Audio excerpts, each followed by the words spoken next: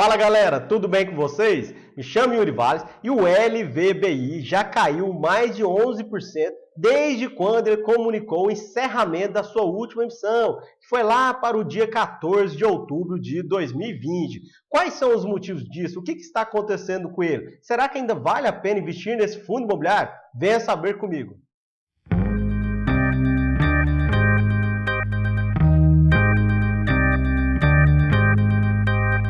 Então, galera, antes de eu compartilhar minha tela e mostrar as características do LVBI e o seu último relatório gerencial, para tentar explicar um pouco do que está acontecendo com ele, quero fazer aquele pedido bem especial. Se inscreva no canal caso você não seja inscrito.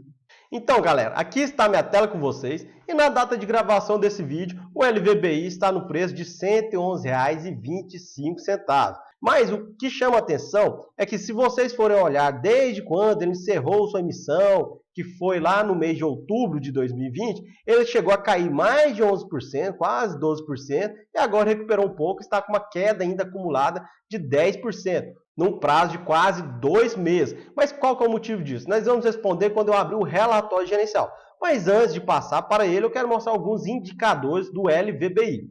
Como ele está cotado a R$ 111,25, seu valor patrimonial está em R$ 110,35, nós já temos o primeiro indicador, que é o P sobre VP, que está de 1,01, ou seja, o preço de mercado está 1% acima do valor patrimonial.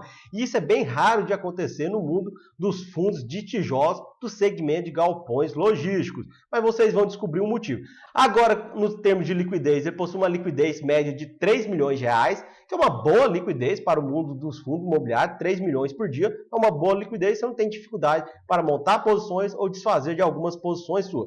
Ele possui uma participação no IFIX de 1,1569 e o seu último rendimento anunciado e pago foi de 36 centavos, sendo que o anterior foi pior ainda, foi de 31 centavos. E antes disso eles estavam pagando em média de 68, 67 centavos, até mesmo 60 centavos. Ou seja, caiu quase que pela metade os seus rendimentos, e isso já impactou diretamente no preço de mercado, pois ele estava cotado em torno de R$ 124,00 e agora está em R$ 111,00. Mas por que caiu esses rendimentos? Nós vamos analisar lá no seu relatório gerencial, e aqui já fica a minha dica. Todos os fundos imobiliários que vocês gostam, para vocês saberem todas as informações, as mais importantes sobre ele, vocês precisam acompanhar o relatório gerencial mensalmente. Mas antes de ir para o relatório, eu quero mostrar aqui também uma parte do seu portfólio. Aqui ele possui alguns galpões logísticos, ele também tem aplicação financeira, tanto em CRI quanto em fundos. E aqui está um dos grandes motivos que nós vamos destrinchar lá no seu relatório gerencial. Agora, antes também, eu gosto de mostrar a quantidade de fundos imobiliários que possui o LVBI no seu portfólio. Isso, por quê? Porque se esses gestores profissionais, eles acreditam nesse business, pode trazer um pouco mais de segurança para nós. Mas igual eu mencionei, pode. Por quê? Porque não é certeiro. Pois esses gestores podem ter feito posições pontuais para gerar algum ganho de capital no curto prazo e entregar isso para os seus cotistas, mas serve aqui como um indicador para nós que estamos estudando algum tipo de fundo imobiliário. Agora, sem mais delongas, passando para o seu relatório gerencial, nós temos que o último divulgado foi referente ao mês de outubro de 2020. Inclusive, foi um mês que houve aquela conversão dos recibos da última emissão em cotas desse fundo imobiliário. E este é o primeiro comunicado do gestor, que no dia 14 houve a conversão de mais de 4 milhões de recibos em cotas desse fundo. Uma conversão muito alta, que representa quase 50% do total de cotas que o fundo tinha anteriormente. E dessa forma, a partir do dia 14, eles passaram a participar em igualdade de condições com os cotistas que já existiam nesse fundo imobiliário. E além disso, a distribuição do mês de outubro teve um revés, isso mesmo. O que isso quer dizer? Que ela foi impactada de forma negativa em razão da alocação do caixa, pois o caixa estava alocado num fundo atrelado ao Tesouro Selic, que são as letras financeiras do Tesouro. E como houve uma marcação a mercado muito forte e de forma negativa naquele mês de outubro, o Tesouro rendeu negativamente, isso mesmo. Então quem colocou dinheiro lá foi na verdade perder dinheiro. E com essa perda de dinheiro, o resultado negativo do fundo naquele mês de outubro foi de 8 centavos por cota. Vejam só, um valor muito expressivo para o LVBI, já que não conseguiu alocar ainda os recursos captados naquela emissão, o que gera uma certa dúvida por parte dos cotistas do mercado geral, pois naquela emissão ele não tinha colocado uma pipeline definida, e agora ele está demorando mais ainda para alocar esses recursos e gera desconfiança se realmente a gestão tinha uma pipeline para poder fazer aquela captação de recursos no mercado, ou eles só aproveitaram o hype, né, a onda de emissões para tentar garantir um dinheirinho para esse fundo imobiliário. E isso tem impactado de forma negativa nesse fundo que tem caído o seu preço de mercado. E o gestor coloca que o prazo que eles tinham colocado no estudo de viabilidade seria de até 6 meses para alocação desses recursos, ou seja, o prazo vai até março de 2021. Mas já estamos quase na metade do mês de dezembro, já se passaram 2 meses desde quando fez o comunicado de encerramento dessa nova emissão e por enquanto não foi alocado nada desse recurso. Ele está lá no caixa rendendo negativamente, o que é pior ainda, né, pessoal? Mas vamos olhar mais alguns dados aqui sobre esse relatório gerencial. Então eu trouxe aqui no seu DRE, que ele mostra aqui como a competência de setembro e o mês caixa de outubro, justamente essa receita financeira líquida, que é a posição em caixa deles lá naquele fundo atrelado ao Tesouro Selic, que teve quase R$1 milhão de prejuízo, que impactou negativamente os rendimentos do nosso querido LVBI, pois de receita imobiliária, que é através de seus ativos imobiliários que estão locados, ele teve como rendimento quase 6 milhões e ele perdeu 1 milhão a título de variação da renda fixa.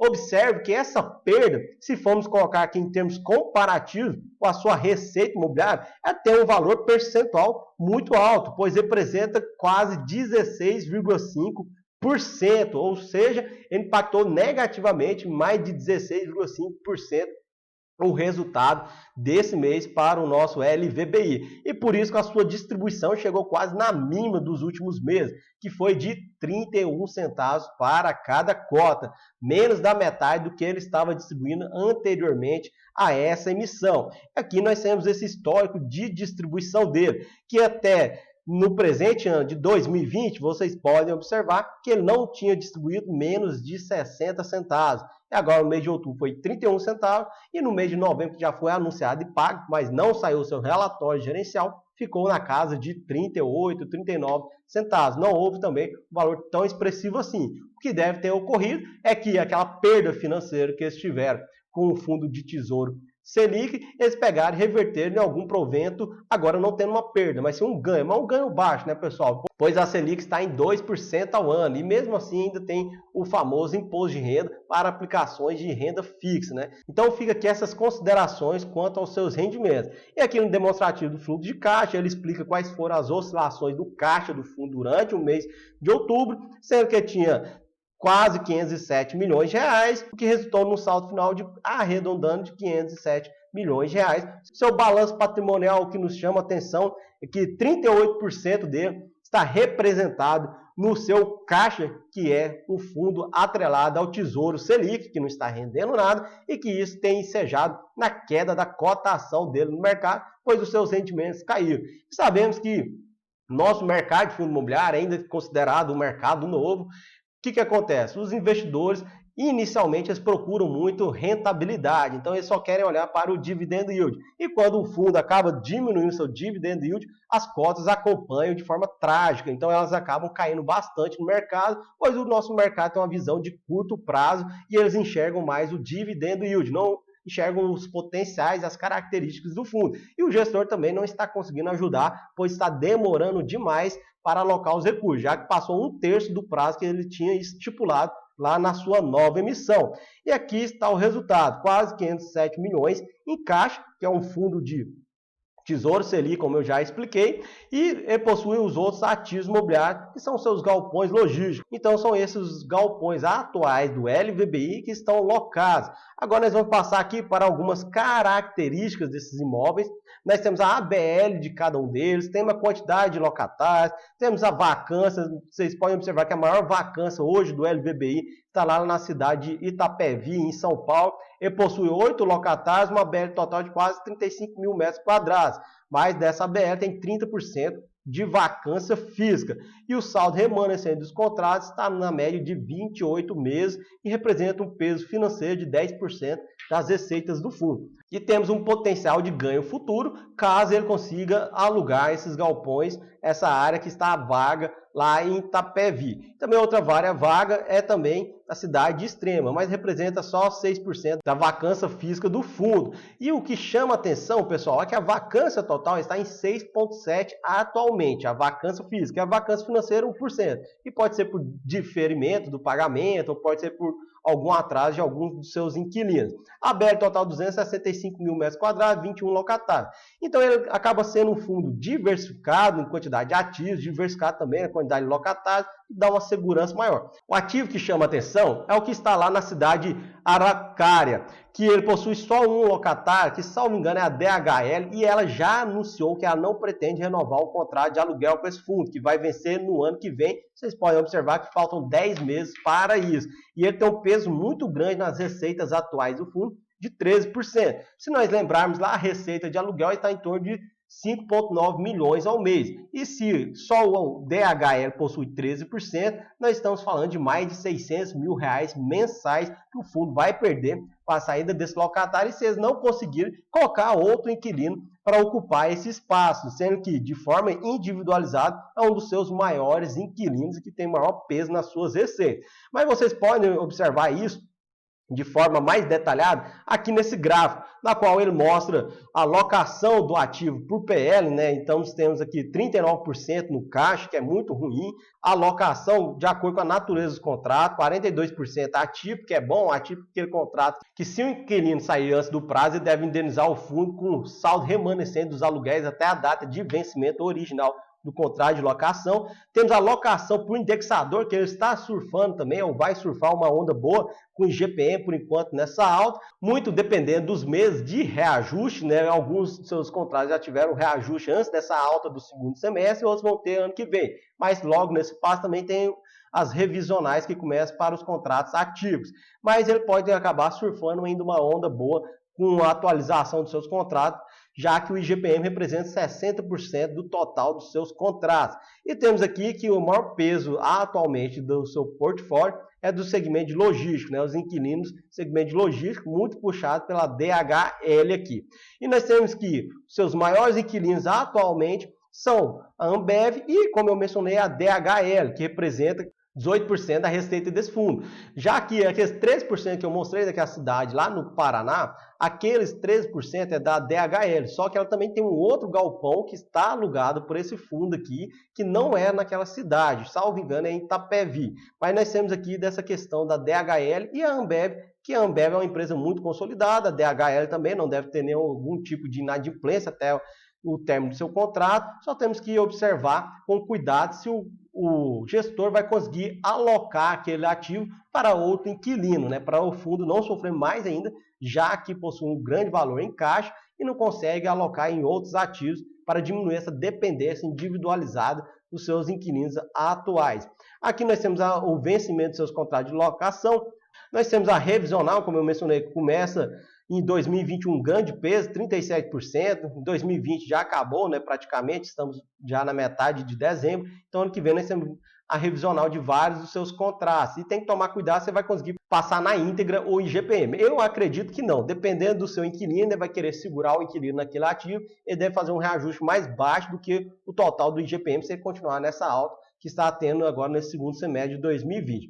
Temos aqui a performance comercial dos ativos, né, que é a questão da locação do ativo de Itapevi, estão buscando novos inquilinos, já que aquela região tem 30% de vacância, bem como as áreas vagas do ativo de Extrema e também a comercialização das áreas a serem desocupadas em 2021 do ativo Extrema e Araucária, já que a DHL vai sair de Araucária e, se não me engano, é de Extrema, tá, pessoal? Eu tinha falado de Itapevi, mas vai ser de Extrema também.